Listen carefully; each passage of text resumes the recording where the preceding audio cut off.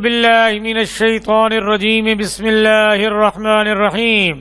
اسلامیات اختیاری کا lecture number 4 جون کا سلیبس آرٹس گروپ کے تمام طلبہ متوجہ ہوں۔ اب ہم پڑھیں گے آج اخلاق نبوی صلی اللہ علیہ وسلم پر نوٹ۔ ٹھیک ہے بیٹا، اخلاق کہتے ہیں عادات کو۔ اخلاق خلق کی جمع ہے جس کے معنی ہے عادات، یعنی نبی کریم صلی اللہ علیہ وسلم کی اچھی عادات، ان کا اخلاق حسنہ آج ہم پڑھیں گے۔ سب سے سامنے دیکھیں بیٹا، یہ دیکھیں کتاب پر دیکھیں، حضور صلی اللہ علیہ وسلم کے بارے میں اللہ تعالیٰ کا ارشاد ہے، اِنَّكَ لَعَلَىٰ خُلُقٍ عَظِيمٍ، بے شک تم اخلاق حسنہ کے اعلیٰ درجے پر فائز ہو۔ کیا مطلب؟ اخلاق حسنہ کہتے ہیں اچھے اخلاق، ٹھیک ہے نا، اور اس کے سب سے بلند درجے پر آپ فائز ہو۔ قرآن کلام الہی ہے جو خاتم الانبیاء حضرت محمد صلی اللہ علیہ وآلہ وسلم پر نازل ہوا۔ آپ کی ذات اس کا عملی نمونہ ہے اور اسوہ اور نقشہ ہے، جیسا کہ اللہ تعالیٰ نے خود ارشاد فرمایا، لَقَدْ كَانَ لَكُمْ فِي رَسُولِ اللَّهِ أُسْوَةٌ حَسَنَةٌ، تمہارے لیے رسول اللہ صلی اللہ علیہ وآلہ وسلم کی زندگی ہی بہترین اور کامل نمونہ ہے۔ بسم اللہ الرحمن الرحیم۔ دیکھا آگے پھر چلیں کہ اب ہم حضور پاک صلی اللہ علیہ وسلم کی تمام اچھی جو عادتیں ہیں ان کا ذکر کریں گے۔ ہیڈنگ نمبر 1 پر آ جائیں جی۔ ہیڈنگ نمبر 1، سادگی اور بے تکلفی۔ سادگی، حضور صلی اللہ علیہ وآلہ وسلم اپنی روزمرہ زندگی، روزمرہ کہتے ہیں جو روزانہ کی زندگی ہوتی ہے، ڈیلی میں حد درجہ سادہ تھے۔ مجلس سے اٹھ کر گھر تشریف لے جاتے تو ننگے پاؤں چلے جاتے، کسی قسم کا تکلف نہ ہوتا اور جوتے وہیں چھوڑ جاتے۔ یہ علامت تھی آپ صلی اللہ علیہ وسلم واپس تشریف لائیں گے۔ کھانے پینے، اٹھنے بیٹھنے پہننے میں کوئی تکلف نہ فرماتے، سادہ سے سادہ کھانا کھا لیتے۔ آپ کے لیے آٹا چھانا نہ جاتا، پہننے کو جیسا بھی مل جاتا پہن لیتے، زمین پر چٹائی کے فرش پر جہاں جگہ مل جاتی بیٹھ جاتے۔ لباس میں نمائش پسند نہ فرماتے۔ سامان آرائش سمجھتے ہو؟ یہ جو خوبصورتی کا سامان ہوتا ہے جس کو ڈیکوریشن کہتے ہیں، سامان آرائش سے دور رہتے۔ ہر چیز میں سادگی اور بے تکلفی کو پیش نظر رکھتے۔ ناز و نعمت، ناز کہتے ہیں نخرے کو، نخرے نہ کرتے۔ تکلف یعنی کہ کپڑے پر مٹی لگ گئی تو جھاڑنا، ذرا سا کپڑا میلا ہو گیا تو اتار دینا، نہ۔ تکلف اور عیش پسندی کو ناپسند فرماتے اور دوسروں کو بھی اس سے روکتے۔ اب ہیڈنگ نمبر 2 پہ آ جائیں بیٹا، اپنا کام آپ کرنا۔ دیکھیں حضور اکرم صلی اللہ علیہ وسلم جو بادشاہوں کے بادشاہ، تمام نبیوں کے سردار، اور اللہ نے فرمایا لولاک لما خلقت الافلاک، میں دنیا کو ہی نہ پیدا کرتا، تجھے نہ پیدا کرتا۔ اس کی ہیڈنگ دیکھیں کہ وہ اپنا کام خود کر رہا ہے۔ ہیڈنگ، اپنا کام آپ کرنا۔ حضور صلی اللہ علیہ وسلم اپنا کام خود اپنے ہاتھوں سے کرنا پسند فرماتے تھے، باوجود یہ کہ تمام صحابہ آپ کے جانثار آپ کے سامنے خادم کھڑے ہوتے۔ آپ صلی اللہ علیہ وسلم اپنا کام اپنے دست مبارک سے انجام دیا کرتے۔ ایک شخص نے حضرت عائشہ رضی اللہ تعالی، عائشہ صدیقہ رضی اللہ تعالی عنہا سے پوچھا کہ آپ صلی اللہ علیہ وسلم گھر میں کیا کام کرتے تھے؟ جواب دیا، گھر کے کام کاج میں مصروف رہتے، کپڑوں میں اپنے ہاتھ سے پیوند لگاتے۔ پیوند ہوتے ہیں یہ سوئی سے سلائی کر دینے۔ دودھ دو لیتے، یعنی بکریوں کا دودھ دو لیتے۔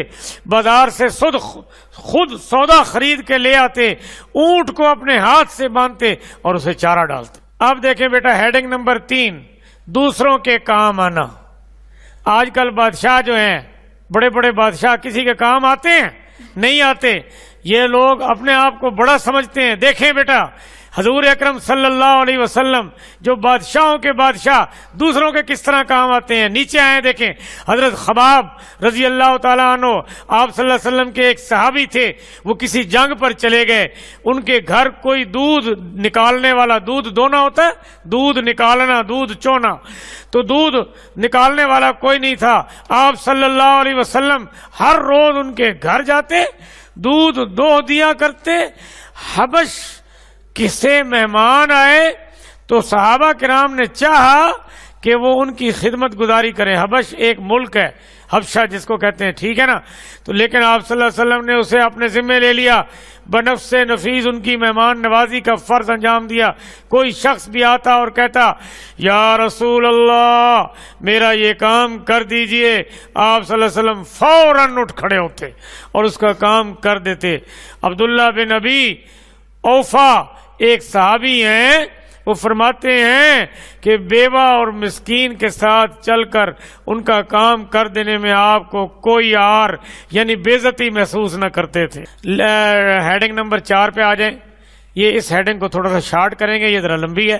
بچوں پر شفقت کرنا. دیکھیں چھوٹے بچے, ان پر شفقت کرنا حضور صلی اللہ علیہ وسلم کی بہترین صفت تھی. بچوں پر حد درجے مہربان تھے. سواری پر آ رہے ہوتے انہیں آگے پیچھے اٹھا لیتے اور بٹھا لیتے. راستے میں بچوں سے ملتے انہیں پہلے سلام کرتے. کوئی بادشاہ آج کل سلام کرتا ہے کسی کو؟ چھوٹے چھوٹے بچوں کو, معصوم کو کون, بڑوں کو سلام نہیں کرتے, معصوموں کو کس نے سلام کرنا ہے؟ ماں بچے کی محبت کے واقعات سن کر آپ پر گہرا اثر ہوتا تھا. ارشاد فرمایا کرتے جس کے ذمے اللہ تعالیٰ اولاد کی پرورش کرے وہ ان کا حق بجا لائے وہ دوزخ سے محفوظ رہے گا. ہیڈنگ نمبر 5 بیٹا, 5 نمبر, جانوروں پر رحم. حضور اکرم صلی اللہ علیہ وسلم کو جانوروں پر بھی بڑا رحم آتا تھا. دیکھیں بیٹا, حیوانات پر رحم فرماتے. عرب میں مدتوں سے ان بے زبانوں پر ظلم ہو رہا تھا. آپ صلی اللہ علیہ وسلم نے اس ظلم کو ختم کر دیا. عرب زندہ جانور کے بدن سے گوشت کاٹ لیتے اور پکا کر کھا لیتے. یعنی جانور کھڑا ہے نا, اور خنجر لے کر اس کے ران سے گوشت نکال لیتے. کتنا بڑا ظلم تھا. آپ صلی اللہ علیہ وسلم نے اس کام سے لوگوں کو روکا کہ جانور کے دم اور عیال کاٹنے سے منع فرمایا. اور جانوروں کو باہم لڑانا, دیکھ لو, جانوروں کو باہم لڑانا ناجائز قرار دے دیا, جو کہ آج کل لوگ لڑائیاں کرواتے ہیں. یہ مرغے کی لڑائی ہو رہی ہے, ریچھ کتے کی لڑائی ہو رہی ہے, ان سب کاموں سے, بکروں کی لڑائی ہو رہی ہے, ان سب کاموں سے حضور پاک صلی اللہ علیہ وسلم نے منع فرما دیا. یہ جانوروں پر ظلم ہے. ہاں جی بیٹا, ہیڈنگ نمبر 6 پر آ جائیں. یہ مختصر سی بیٹا ہیڈنگز ہیں, یہ ساری آپ کو یاد کرنی پڑیں گی. اچھا ایک اور بات بتا دوں کہ بعض دفعہ پیپر کے اندر جو بورڈ کا پیپر ہے اس میں شارٹ سوال بھی آتے ہیں. ایسے آئیں گے کہ خادموں کی محبت کے بارے میں, خادموں سے محبت کے بارے میں حضور صلی اللہ علیہ وسلم کی جو اخلاق ہے اس پر ایک لائن لکھ دیں. اس طرح یہ سارا آپ کو یاد کرنا پڑے گا. خادموں سے محبت. حضور صلی اللہ علیہ وسلم خادموں اور غلاموں کے ساتھ خصوصیت سے شفقت فرماتے تھے. آپ صلی اللہ علیہ وسلم کا فرمان تھا یہ تمہارے بھائی ہیں, جو خود کھاتے ہو انہیں بھی کھلاؤ, جو خود پہنتے ہو انہیں بھی پہناؤ.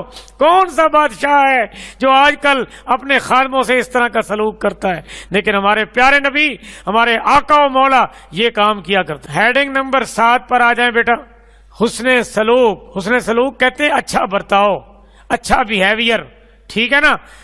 دشمنوں کے ساتھ, کبھی دشمن کے ساتھ بھی کسی بادشاہ کا اچھا سلوک ہوا ہے؟ دشمن تو دشمن ہی ہوتا ہے نا. اب دیکھیں, آپ ذرا پڑھتے ہیں. انسانی اخلاق میں سب سے کامیاب کہتے ہیں جو سب سے تھوڑی چیز ہو, نادر جو نہ ملے چیز, دشمنوں پر رحم اور ان سے درگزر ہے. دشمن سے انتقام لینا اگرچہ انسان کا قانونی حق ہے, وہ لے سکتا ہے, لیکن حضور صلی اللہ علیہ وسلم کی ذات اقدس نے کبھی کسی سے انتقام نہیں لیا. دشمنوں سے انتقام کا سب سے بڑا موقع فتح مکہ کا دن تھا, لیکن جب حضور صلی اللہ علیہ وآلہ وسلم کے خون کے پیاسے سامنے لائے گئے, جنہوں نے آپ کو ہر طرح طرح کی تکلیفیں دی تھی، آپ صلی اللہ علیہ وسلم نے انہیں بھی یہ کہہ کر چھوڑ دیا کہ تم پر کوئی ملامت نہیں، جاؤ آج تم سب کو آزاد کر دیا، معاف کر دیا۔ اس سے بڑی کوئی مثال ہے؟ تو یہ اتنا ہی شارٹ بیٹا کافی ہے، بس اتنا ہی آپ یاد کر لیں۔ حسن سلوک ساتھیوں اور گھر والوں کے ساتھ، یعنی جو اپنے ساتھ جو آپ کے دوست احباب ہیں یا آپ کے گھر والے ہیں ان سے اچھا سلوک۔